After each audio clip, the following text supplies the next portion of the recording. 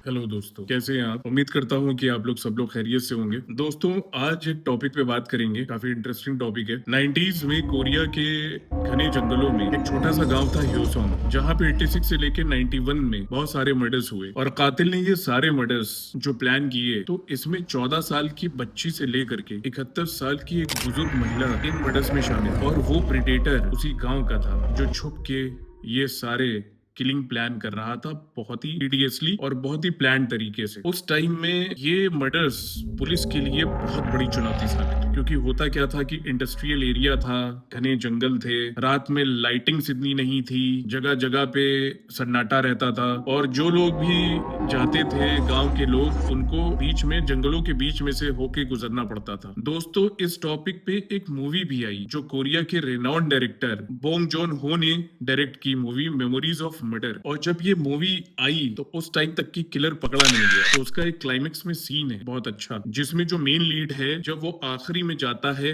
जब पुलिस नाकाम हो रहती है ओरिजिनल किलर को पकड़ने में, तो आखिरी में उसी मर्डर की लोकेशन पे वो जाता है जहां पहला मर्डर हुआ था, टनल के बीच में। तो एक छोटी सी बच्ची मिलती है, तो उससे वो किलर का आइडेंटिफिकेशन पूछता है। उस बच्ची ने उस किलर को देखा होता, तो बहुत खूबसूरती से वो बच्ची जवाब देती है कि वो किलर, उसके हाथ बहुत सॉफ्ट थे और वो बहुत ही नॉर्मल एवरेज लुकिंग बंदा था। कहीं से भी वो किलर की वो ऐसे उस लड़की ने पोर्ट्रे किया कि जैसे वो किलर एक आम आदमी है। तो उस पर्टिकुलर सिचुएशन में जो मेन लीड था, वो ठीक कैमरे की तरफ देखता है स्क्रीन पे। ऐसा लग रहा है कि डायरेक्टर ये कहीं ना कहीं से कहना चाह रहे हैं कि वो किलर हम में से एक है, जो कि फ्री घूम रहा है, और हो सकता है कि एक पॉसिबिलिटी हो कि वो ये मूवी देख रहा हो। हालांकि रियलिटी कुछ डिफरेंट थी। दोस्तों, ये इंटरेस्टिंग केस इसलिए भी है क्योंकि इस मुजरिम को पकड़ने के लिए, इस किलर को पकड़ने के लिए 20,000 से ज्यादा लोगों का डीएनए सैंपल और ब्लड सैंपल लिया गया। तो आप सोच सकते हैं कि पुलिस कितनी उस टाइम में स्ट्रेस्ड रही होगी इस किलर को पकड़ने के लिए, क्योंकि पूरे कोरिया में एक माहौल सा क्रिएट हो गया था कि ये killer back to back murders कर रहा है और पुलिस एकदम नाकाम है इसको पकड़ने के लिए, और पुलिस एकदम नाकारा है। तो वहां की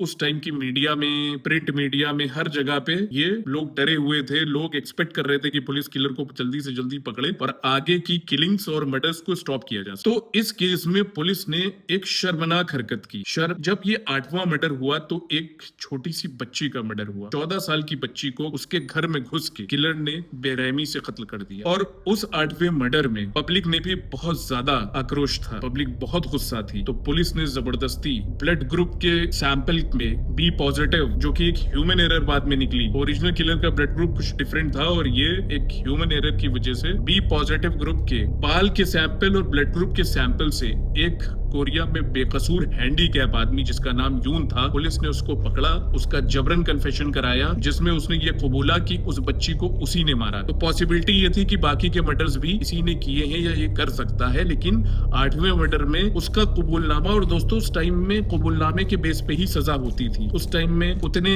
ज्यादा फॉरेंसिक एडवांस नहीं था कि जिसमें किलर को बाकी सारे चीजों को लेकर के फ्रेम किया जा सके। वहां पे कन्फेशन अगर किसी ने कर दिया तो ये माना जाता था कि ये घटना इसी ने अंजाम दी। तो उसको पकड़ लिया गया, 20 साल तक की उसने सजा काटी। 2019 में जब केस को रीओपन किया गया, इसके बाद भी ध्यान रखिएगा 2 मर्डर और हुए, 2 महिलाओं को और मारा गया उसी होसोंग में, और ये सारे मर्डर 6 से 10 किलोमीटर के रेडियस में हुए। तो आप समझ सकते हैं कि किलर कितना ज्यादा मैनिपुलेटिव प्रेडेटर था कि जो डरा नहीं और back to back murder plan करता रहा। जब ये 2 मर्डर और हुए तो पुलिस पे लोगों की का शक बढ़ा, लेकिन उसके बाद अचानक से मर्डर होना बंद हो गए। 91 के बाद से कोई मर्डर नहीं हुए। तो पुलिस को ऐसा लगा कि जिसको पकड़ा है यून ने, इसी ने मर्डर किए होंगे, और जो 2 मर्डर और हुए ये कोई कॉपी कैट किलर का, इसने कॉपी कैट किलर ने इसको प्लान किया। 2019 में केस दोबारा से रीओपन हुआ और पार्शियल डीएनए एविडेंस को एडवांस फॉरेंसिक लैब में जब भेजा गया तो वहां से ये पता चला कि ओरिजिनल जो किलर है जिसका नाम ली है, वो ऑलरेडी कोरिया के किसी दूसरे सेल ब्लॉक में कैद। जब वहां पे एजेंट ने उनसे कॉन्टैक्ट किया ली से, तो ली ने स्टार्टिंग में तो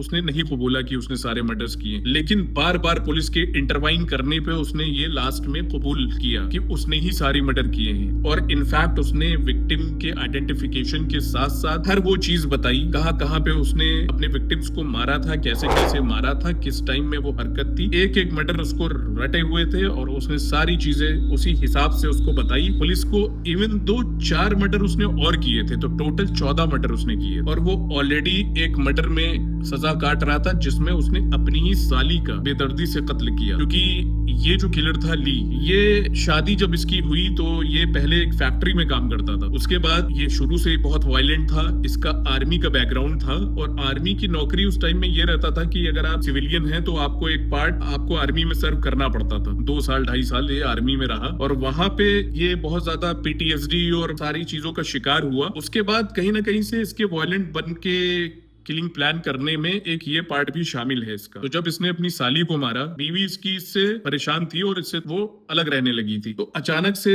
साली को इसने बहला फुसला करके अपने घर बुलाया। वहां पे जैसे ये बाकी लोगों को मारता था, इसने पहले रेप किया, रेप टॉर्चर, उसके बाद स्ट्रैंगुलेट करके उसको मार दिया साली। उसमें ये किलर पकड़ा गया और पकड़ा भी बहुत इंटरेस्टिंग तरीका है। ये अपने ही ससुर के साथ पुलिस स्टेशन में जा करके अपनी साली की मिसिंग रिपोर्ट लिखवाता, जो बाद में पुलिस वालों को लगता है कि ये इसके जो हाव भाव, जो एक्सप्रेशन थे, बहुत ही कोल्ड थे, इसको कोई असर नहीं था। बाकी सारे लोग परेशान थे, रो रहे थे, लेकिन ये ऐसा अनअपोलोजेटिक किलर था, रूथलेस किलर, इसके ऊपर कोई एक्सप्रेशन नहीं थे। तो वहीं से पुलिस को डाउट हुआ और जब पुलिस ने इसको इन्वेस्टिगेट किया तो इसने कबूल दिया कि हाँ, मैंने ही साली को मारा है। और 2019 में, ध्यान रखिएगा दोस्तों, कोरिया के अपने नियम और कानून रहे हैं और 2006 में एक कोरिया का कानून था कि अगर 15 साल से ऊपर मुजरिम है तो वो सजा, उसके बाद उसके गुनाहों की सजा आप उसको नहीं दे सकते अगर 15 साल में पुलिस ने उसका कन्विक्शन फ्रेम नहीं किया। तो ये 2006 में खत्म हो गया। अब किलर को पता था कि